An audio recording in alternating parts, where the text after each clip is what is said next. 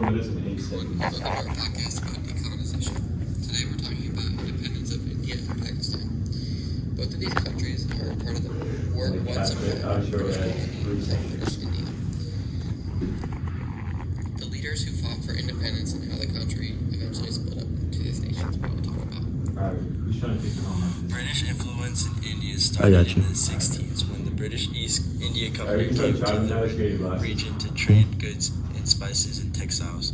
Over time, the company gained more power and began controlling large parts of India. In 1857, there was a major uprising called the Indian Rebellion. After this rebellion, the British government took direct control of India. This period was known as the British Raj, and it lasted until 1947. During the British rule, India changed the law. The British built roads, schools, and a new government. However, many of these changes mainly helped Britain's economy. India's natural resources were sent to Britain, and many of the local industries became weaker. Because of the high taxes and economic problems, the Indians struggled during this time. Because of these problems, many Indians began to gain political power and eventually formed one important group that led this movement was the Indian National Congress, which was founded in 1885. Over time, this group became one of the main organizations pushing for independence from Britain. One of the most famous leaders we know today for the independence movement was Gandhi. Gandhi believed strongly in nonviolent protest. Instead of fighting with weapons, he encouraged people to peacefully protest British rule. This included boycotting British goods and refusing to follow the unfair laws that were put into place, and participating in peaceful marches.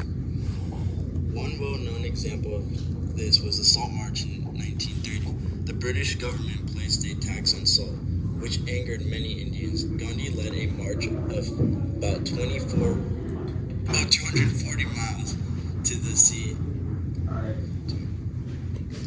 to make salt himself as a form of protest. This peaceful action helped draw international attention to India's struggle for independence.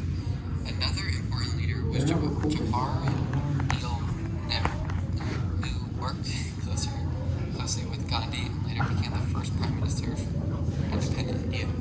However, another major political leader was Muhammad Ali Jinnah, who led the Muslim League. Jinnah believed that Muslims in India needed their own country for their own political and religious rights would be protected. As tensions between religious groups increased, more people began supporting the idea of dividing the country into two separate nations. After the World War II, Britain was weaker and had fewer resources to control its colonies. Because of the growing pressure from independent movements, Britain decided to give India its independence finally. In 1947, British rule officially ended. However, instead of becoming one country, the region was divided into India and Pakistan. India became mostly Hindu, while Pakistan was created as a Muslim-majority country.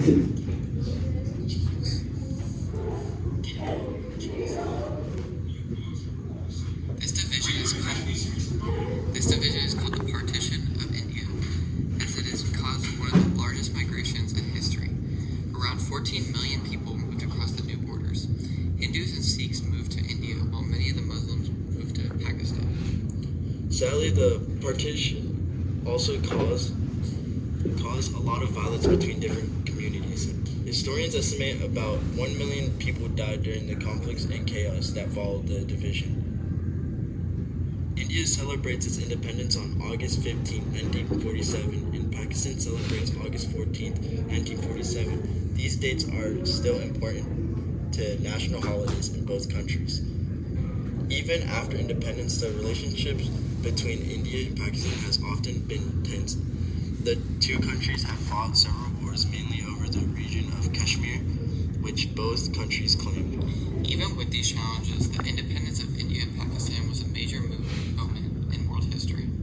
It helped us inspire many other countries in Asia and Africa to fight for independence from the colonial rule.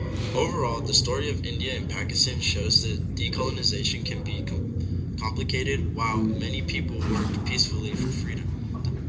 process also created new conflicts that still